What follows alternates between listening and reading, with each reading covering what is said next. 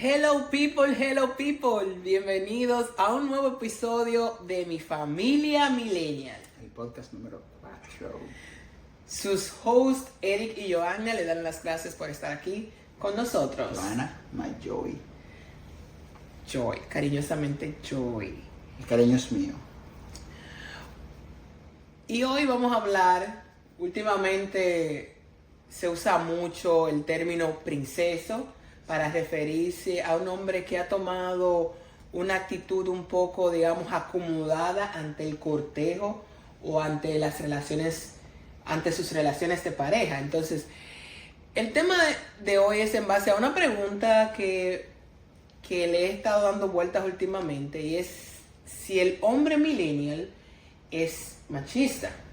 El hombre millennial dominicano, latinoamericano, que tiene ese hombre dominicano que viene con esa herencia machista de generaciones.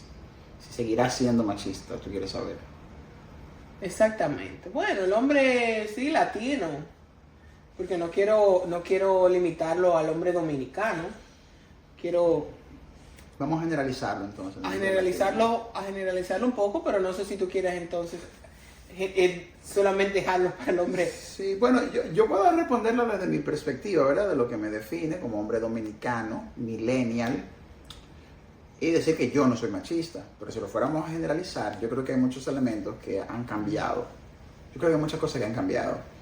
Y el hombre millennial, latino, no es ese mismo hombre latino que veían las generaciones anteriores, ni siquiera la generación X de nuestros padres más cercanos, y mucho menos los boomers y lo que venía antes. Yo creo que ha cambiado mucho, pero ha cambiado por lo que ahora ya no es más aceptable social y culturalmente. No sé si se entiende. Lo que hacían esos hombres de generaciones anteriores era aceptable, era casi no se dice casi, era casi lo que se esperaba. Uso apropiado del idioma español. Sí, muy mal por mí. Corríjame, por favor. Él me corrigió en el episodio anterior. Bueno, es mi oportunidad. Hablando de eso, en el episodio anterior nos quedó pendiente un cuento que íbamos a hacer. Que tiene que ver con el machismo y con las actitudes de los hombres y lo que se acepta socialmente y lo que ya no. Era en relación de un concho, pero al final, bueno, Eric buscó la forma de conectarlo con el tema de hoy. Sí. Entonces tenemos que hacerle ese cuento. Bueno, vamos a hacer el cuento ahora, porque la otra vez dijimos lo hacemos después y se nos olvidó. Sí, entonces Eric le va a hacer un cuento que ha quedado para la historia. Quien conozca a Yesenia, que la etiquete en los comentarios. Este cuento me llega a través de Denisa, la prima de Joanna, que es por quien yo la conozco y viene siendo como el inicio, las raíces de nuestra relación. Denisa me hace la historia de Yesenia, que ellas estudiaron estomatología en la Pucamaima, y dentro de las prácticas de estomatología había que conseguir pacientes que estuvieran dispuestos a que los estudiantes les hicieran ciertos procedimientos dentales. Y obviamente no todo el mundo siempre estaba dispuesto a que estudiantes le estuvieran haciendo los procedimientos, ya fuera de extracción o de ponerle algo, no sé, lo que tratamientos de canal y todas esas cosas. No te compliques porque tú no eres estomatólogo. No. Entonces, a veces se les complicaba y se les hacía difícil encontrar esos pacientes. Y Yesenia, estando en un carro de concho de la ruta M de Santiago, parece que entró en conversación con el chofer y bueno, como que los niños del chofer, ¿era verdad? No. Ella tenía, creo que era un chofer de la ruta M. De la ruta M. Que ella le había pasado su contacto para un trabajo. Claro, pero entrando en conversación, le pasa su contacto como diciendo, para no sé si eran los hijos o qué, que le fueran a hacer el trabajo en la boca dental, de lo que fuera que tuviera que hacer. Entonces Yesenia le deja su número de teléfono en un papel al chofer del concho.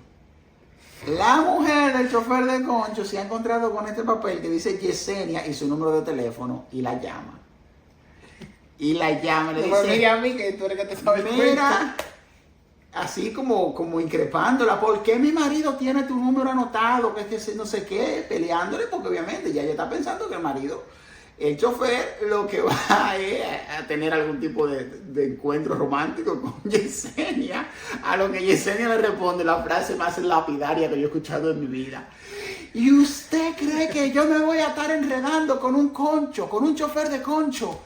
¡Y de la M! Eddie siempre se ha gozado ese cuento. Él en momentos random siempre saca ese cuento. Siempre que escucho en la ruta M, me acuerdo, ¡y de la M! Y él no podía evitar traer ese cuento aquí al podcast. Él dijo, no, yo tengo que decir ese cuento. El contexto es que la ruta M, por lo general, la ruta pasa por los barrios de más baja ralea de Santiago. Y son los conchos más de tartalado. Sí, por lo menos cuando nosotros cogíamos conchos, vivíamos aquí en Santiago. Quizás las cosas han cambiado en este tiempo. Yo nunca viví en Santiago, yo repito lo que ella dice. Lo que nosotros decimos. No lo digo por ti, porque tú eres la que Ok. está aquí. Bueno. Bueno. Entonces, Esa actitud de un hombre querer, de querer conquistar a todas las mujeres posibles, a vida y por haber, era socialmente aceptada y era esperada en los hombres. O sea, eso usted tenía que hacerlo para ser hombre en las generaciones anteriores. Y yo creo que ya nosotros hemos salido un poco de eso. Ya no es del todo aceptable socialmente que un hombre sea infiel, maltratador, irresponsable, egoísta, porque esos son actitudes egoístas en las cuales tú simplemente todo lo que te dé la gana de hacerlo lo haces independientemente de cómo pueda afectar a los demás. Ya eso no es algo que se espera. Yo creo que ciertamente como sociedad, como parte de la sociedad, el hombre ha sido permeado por las influencias, digamos, de otras culturas. Hablamos en privado como la República Dominicana, al tener una cercanía con los Estados Unidos en términos económicos y una relación bilateral bastante cercana. Asimismo, como hay influencias en la economía, asimismo hay influencia en otros aspectos de la cultura.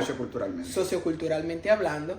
Y el hombre, o nosotros en general, nuestra cultura ha sido permeada de cierta forma por ciertos contextos socioculturales de la cultura americana. Sí. Ahora bien, eso es como parte de eso lo digo como parte de la influencia que ha tenido la cultura americana en nuestra propia cultura. La famosa transculturación. La famosa transculturación. Ahora bien, pregunto, porque así tal vez lo creo.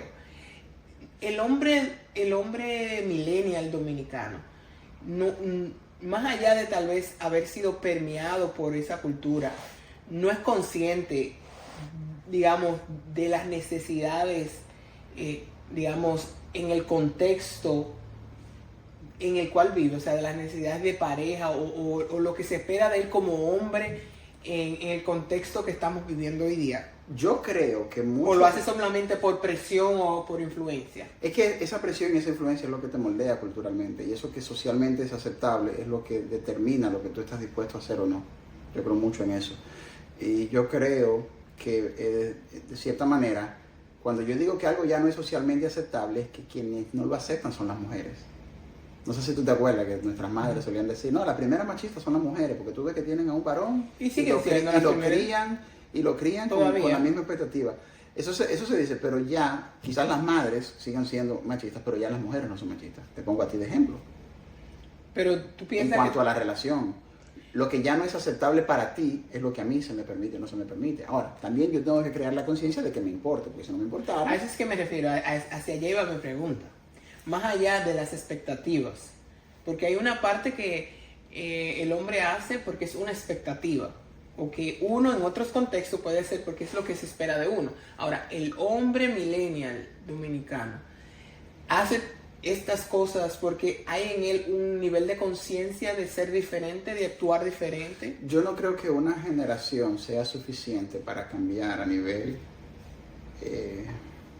no quiero decir evolutivo, porque ya eso serían otros temas, pero a nivel de mentalidad, de deseo primitivo, no creo que una generación sea suficiente para decir que se cambió del todo, porque todavía hay muchos hombres millennials que siguen siendo machistas, eso yo no lo quito. Quizás en proporción, la proporción haya cambiado lo suficiente para no poder establecer una generalización. Yo honestamente no quiero profundizar mucho en el tema porque es un tema que me apasiona mucho Pero eso son lo bueno, dale para allá. pero es que yo no sé si hay que mutear esa palabra, pero es un machismo tonto con P. Ok. Es un machismo tonto con P porque yo siempre he creído que para unas cosas somos muy machos, pero para otras cosas como no tan, Ejemplifica y pasa a explicar, por favor. no tan machos. O sea, se vive una cultura, todavía hay... Por cierto, qué lindo te queda el negro. Gracias. Entonces, se vive todavía, uno puede sentir ciertos rasgos machistas en la cultura dominicana, del hombre dominicano principalmente, que es a lo que nosotros tenemos acceso y Claro. de lo que podemos hablar. Solamente de eso podemos hablar. Pero también ese mismo hombre que demuestra esos rasgos machistas es un hombre que no puede, digamos, demostrar esa hombría como soporte del hogar, como una influencia positiva sobre sus hijos. Porque la figura del hombre como el macho, como el proveedor, como lo dice su nombre, como el proveedor, y la mujer como aquella que atiende la casa, los hijos, le da la crianza, se supone que estamos hablando de dos roles diferentes en donde hay un proveedor que sale a trabajar, establece, digamos, de cierta forma la disciplina, el régimen de conducta de la casa, y una mujer que tal vez se queda en la casa y educa a los hijos y los atiende. Pero vemos que el dominicano, el hombre dominicano, me perdona, en su gran mayoría, lo que hace es tal vez usar el machismo a su conveniencia, pero la parte que le corresponde, por ejemplo, de ser un hombre proveedor y de ser un hombre, digamos, que establezca la conducta y la disciplina del hogar, es totalmente ausente. A riesgo de abrir un agujero de escape por el cual ahora nos vayamos completamente de tema, y eso está bien porque es un podcast y vamos a tener una conversación natural. Con ese riesgo, yo te voy entonces a hacer una pregunta, y más o menos como que entiendo, quizá porque tú tenías un poco de titubeo para abordar el tema, pero vámonos con todo ya. Sí. Okay. Si nos fuimos de tema, nos fuimos de tema. Saludos, Rodrigo. Miren, nos fuimos de tema, el podcast. Entonces tú me estás diciendo a mí, tu marido, que la posición de proveedor y la posición de ser quien es la protección y tenga esa responsabilidad en el hogar es lo que habilita la posibilidad entonces de también tener esas actitudes que para mí son negativas asociadas al machismo. O sea, como si fuera un permiso. No es un permiso, pero nuestra generación tal vez, por lo que eso implicó en su momento, ve como sataniza el término macho o el término machista. Entonces, si yo te mantengo, te puedo tratar con la punta del pie. No, porque no lo estoy diciendo en ese... Vamos a aclararlo. Yo te lo digo para que se quede claro, que no es que tú estás haciendo una apologética. No. Hay cierto prejuicio en el uso de la palabra macho o la palabra machista. Se usa usualmente en el contexto tal vez de estas características que se conocen ampliamente conocidas hoy día en aquel que impone su autoridad, en donde entiende que la mujer su lugar es la cocina, que su lugar solamente es el hogar, que no puede desarrollarse en otras áreas, pero sabemos que ese término no está limitado a ese contexto o esa realidad que conocemos, que nos identificó por mucho tiempo y que llevó a la mujer a limitarse, a ocupar el lugar solamente en la casa o en la cocina. Pero lo que quiero expresar es que, digamos, un hombre con una filosofía que piense que el lugar de la mujer es la cocina, ¿verdad? El hogar, el cuidar los hijos, tiene esa mentalidad tan retrógrada, digamos, al mismo tiempo es el mismo hombre que no cumple el papel de la filosofía que él cree. O sea, si yo entiendo que el lugar de la mujer, porque el trasfondo, digamos, de esa filosofía es que existía un proveedor y existía una mujer que se quedaba a atender el hogar y las necesidades del hogar y de los hijos.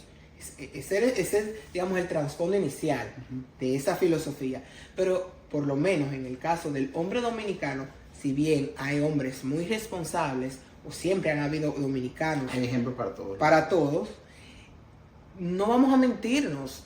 Ese mismo hombre machista, muchos de ellos fueron nuestros padres, fueron hombres que también no ocuparon o no supieron ocupar la parte de tal vez de ser un hombre proveedor, porque cuántos de nosotros cuando íbamos creciendo, y todavía creo que pasa, veíamos un grupo de tigres, de hombres en edad productiva, con muchachos en su casa, en donde la mujer, digamos, estaba en la cocina, en la casa, teniendo los hijos, y ellos estaban echando cuenta en la esquina, pudiendo buscar. Claro, hay ejemplos para todo, como decíamos, y yo estoy seguro de que tú lo dices con razón, porque lo viste, lo experimentaste. Claro, yo sé, yo he visto, yo también he identificado el reguero de tigre en el parque, haciendo esquina. Con hijos, muchos de ellos con hijos. Obviamente. Hijos que ellos dicen que son padres porque ellos lo hicieron, lo procrearon, pero no porque tienen, digamos, un papel en la crianza del hijo, o ya sea económica, o ya sea porque dan disciplina. No me cabe ninguna duda de que los motivos que te llevan a pensar así, a ver y a decir eso, porque tú los has visto, los ejemplos. Quizá no estemos de acuerdo en cuanto a las proporciones, ¿verdad? Quizá yo pueda pensar, me puedo imaginar que esas son la minoría. No tengo estadísticas, solamente puedo opinar en base a mi imaginación. No me acuerdo del número, pero las últimas veces que he escuchado la estadística es que la mayoría de los hogares dominicanos son uniparentales. Sí, yo entiendo a lo que te refieres, sí. Donde la mayoría de los jefes de hogar son mujeres, que están en la posición de criar. ¿Qué significa eso? Que hay padres que están desentendidos de su función paterna, en donde la madre es la que se ocupa tanto de proveer económicamente, como la de dar crianza, como la de dar disciplina. Vale. Entonces, eso es un reflejo. Acepto el argumento y lo considero válido y no lo discuto. Entonces, eso es un reflejo del rol que está jugando el hombre dominicano en su paternidad o en la familia. Y dependiendo del contexto geográfico, me refiero, ya sea en el barrio, en el campo, en el lugar, en la provincia que sea, estamos sobre todo fuera de las grandes ciudades como Santiago y Santo Domingo, es muy probable que eso esté más presente, que se vea más. Sin datos, no tengo datos para confirmarlo, pero sí te puedo decir lo siguiente, y ahí volvemos ya a lo que es la conciencia generacional. Eso es a lo que tú te referías inicialmente, acerca de cómo el hombre puede tener un entendimiento del rol de la mujer, que es para estar en la casa. Yo creo que eso sí ya quedó en el pasado. Yo creo que ya es muy probable que no veamos, o que se vea en mucho menor medida, el hombre que cree que la mujer está destinada a estar en la casa. Yo creo que lo que ha cambiado mucho ha sido tal vez la mentalidad de ver a la mujer como un ser inferior. Ahora, sí, yo creo que ya pasamos. Pero no podemos negar que más allá de que por mucho tiempo la mujer se vio como un ser inferior que debía quedarse en su casa porque era un ser inferior, más bien estamos viendo el rol que juega el hombre como la mujer dentro de la familia. Sí. Porque obviamente nuestra generación, satanizó, en el caso de las mujeres, que las mujeres se quedaran en la casa atendiendo a los hijos, y comenzamos a ver en donde se incentivó que la mujer fuera parte de la fuerza laboral, sí, ¿verdad? Entonces, pero también, por un lado, se descuidó un poco la parte del cuidado de la familia, sí, sí. Pero estamos hablando en un contexto, no queremos tal vez distorsionar las cosas, pero estamos hablando en un contexto en donde somos una familia, en donde hay un padre, donde hay una madre, y cada quien está jugando o está cumpliendo con su rol, no necesariamente porque se crea que la mujer sea inferior y el hombre sea superior, sino porque hay cosas que pueden darse mejor tanto para un lado como para el otro lado. Y que, querámoslo o no, la sociedad en la que estamos viviendo nos ha robado un poco de eso. Huyéndole a una cosa, nos fuimos al otro extremo. Y mira, ahí ya para pensar de nuevo en los hombres y para defender a mi generación, yo creo que ahí se marca una diferencia grandísima entre nosotros y la generación de nuestros padres. Sobre todo en la parte, en muchos de nuestros casos, hablo por mí porque yo entiendo que si yo necesito de tu colaboración en cuanto a la fuerza laboral para el sustento de la casa, que es una realidad, porque lamentablemente en esta economía es muy difícil que se sostenga con un solo ingreso, aunque fuera mi sueño, mi deseo poder hacerlo. Si yo tengo que exigir, no exigir, sino que si la situación hace que sea necesario que tú salgas a trabajar, porque puedes, porque tienes la posibilidad, igual que yo, de la misma manera, yo tengo que entender que algo tengo yo que aportar en el cuidado del hogar. Y ahí, por ejemplo, es un equipo, somos un equipo. Yo vi un dato acerca de que nosotros los padres millennials, en comparación con los padres de la generación X, y ni se diga los baby boomers, estamos muchísimo más presentes en el cuidado de nuestros hijos, por ejemplo. Nuestros padres, el mío quizás sí, el tuyo también, pero en general, la generación previa de la generación de nuestros padres, no sabía cambiar un pañal o no participaba de ese tipo de actividades. Yo, por ejemplo, te digo, yo quizás no baño a los niños, pero yo sí tengo que cambiar un pañal, sí tengo que cambiarlo, y por lo general los padres millennials suelen estar muy involucrados en el cuidado de los hijos y también del hogar, en cierta manera. Lo que voy a decir suena como muy místico, pero yo creo que muchas de las decisiones o cambios que ha pasado, por las que ha pasado nuestra generación o que se han visto en nuestra generación ha sido mucho de crecimiento personal, de sanación también. Es el reflejo tal vez de una generación que está haciendo las cosas que le hubiera gustado que sus padres hubieran hecho por ellos, sí. o padres más presentes, sí. Figuras paternales más presentes. Estamos dando lo que quisimos haber tenido.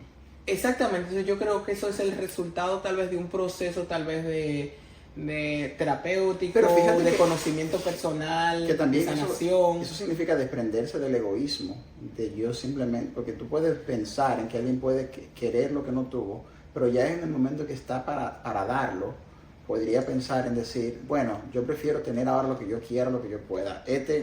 Lo que vienen después, que se lo arreglen ellos como puedan. Sí, yo creo... Entonces, el interés de estar presente, porque no estuvieron para nosotros, que no es nuestro caso, por lo menos no es mío, tú podrías decir que hay un abandono del egoísmo. Exactamente, estás en lo cierto. Y aquellos que han tenido la oportunidad tal vez de ir a terapia, parte de superar ciertos temas, tal vez que nos hirieron, que nos lastimaron, es prácticamente dejar a un lado cualquier sentimiento de egoísmo o de aferrarnos, porque a mí, conmigo no, porque con el otro sí.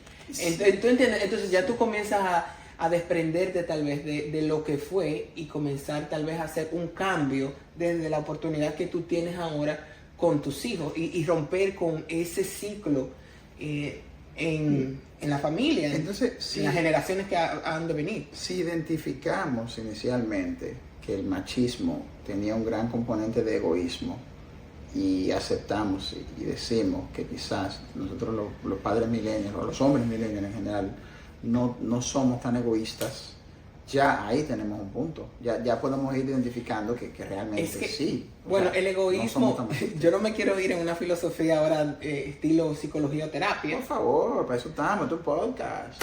Pero cuando dijiste la palabra egoísmo, no me refería, que yo afirmé que sí, y confirmé que estabas en lo cierto, no es desde el egoísmo o desde el punto de vista de ser egoísta uno de manera consciente, sino me refiero al desprendimiento de esto fue mi infancia, esto fue mi niñez, esto fue lo que yo viví, pero yo decido, por decisión, no perpetuar el ciclo.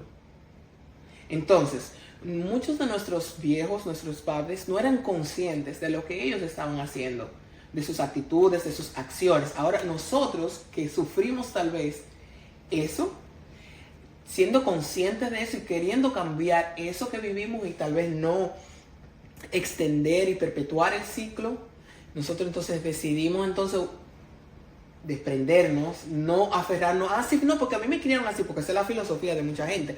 No, porque en mi generación, a mí, yo viví esto y mira cómo yo soy un tajarán grande y yo no soy un delincuente. Cada quien es diferente.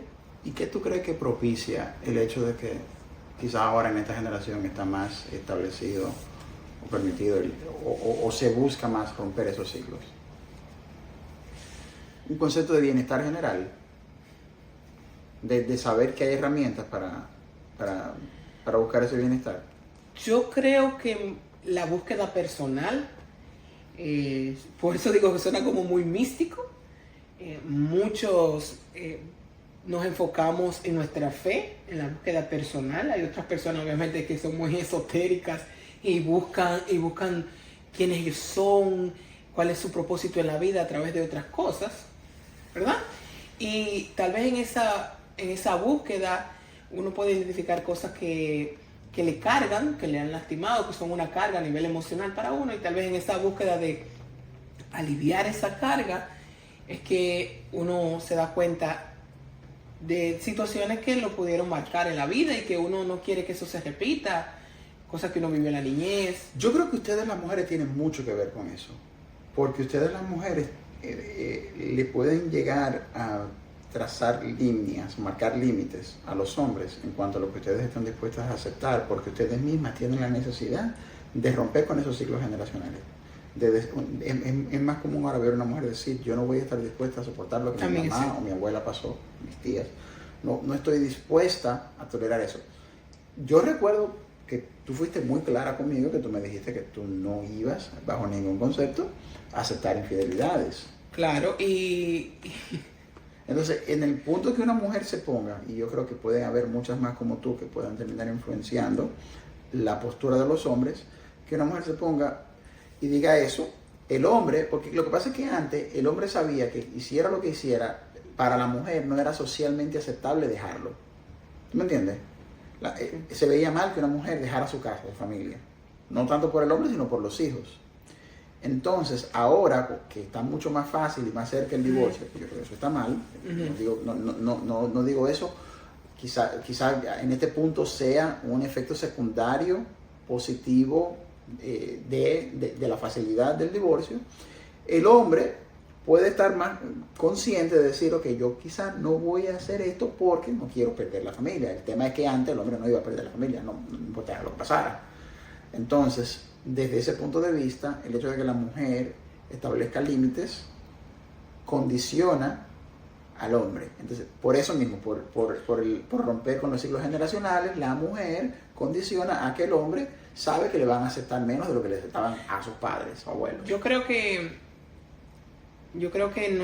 no podemos resumir todo lo que hemos estado hablando en una sola cosa.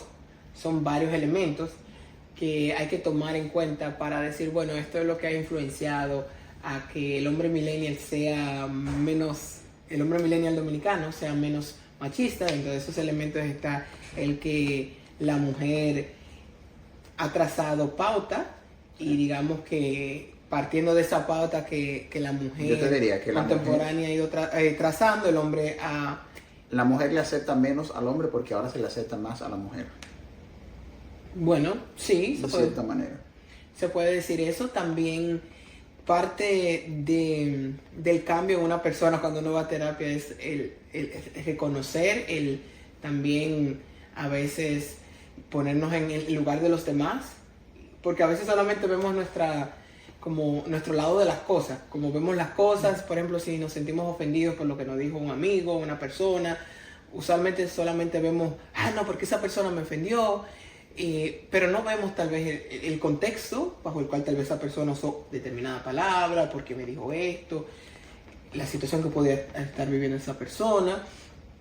Y yo creo que a la generación, a tu generación, a nuestra generación, el estar más expuesto tal vez a esas herramientas, a esos recursos, a sensibilizarse ante las necesidades y realidades del otro, en el caso del hombre, de la mujer, hace que el hombre entonces cambie un poco de mentalidad, más allá tal vez de su pensamiento, digamos, muy primitivo, de macho dominante, que entiende que debe controlar, a entender la necesidad de la mujer, sensibilizarse y de cierto modo empatizar con las necesidades de su mujer. Entonces eso es lo que provoca el cambio en el hombre también, no solamente que el hombre... digamos que la mujer le trace línea al hombre, pero también el hombre, de cierto modo, tiene que internalizar la línea que le trazó la mujer y también las necesidades que expresa su mujer que tiene y empatizar con ellas. Entonces yo te voy a decir que todo tiene que ver con todo, porque para mí eso tiene que ver con que haya más gente en general, más personas que vayan a terapia. Exacto. Porque es socialmente aceptable ahora, cosa que tal vez no era socialmente aceptable antes. Exactamente. Tú tienes más gente que se está tratando, más gente que está buscando una mejoría desde esa perspectiva y ese punto de vista. Y tú tienes más personas en general que entienden que lo que quizás se hacía anteriormente no estaba bien y no debería aceptarse más. Y a pesar de que haya ese instinto primitivo o esa necesidad biológica de expandir la simiente para tener más probabilidades de descendencia, que es una realidad, tú tienes hombres que entienden que eso no se les va a aceptar y que tienen más para perder que lo que eso representa. Y para mí eso es clave en que ahora haya menor incidencia de hombres machistas que la que había antes, pues sigue habiendo.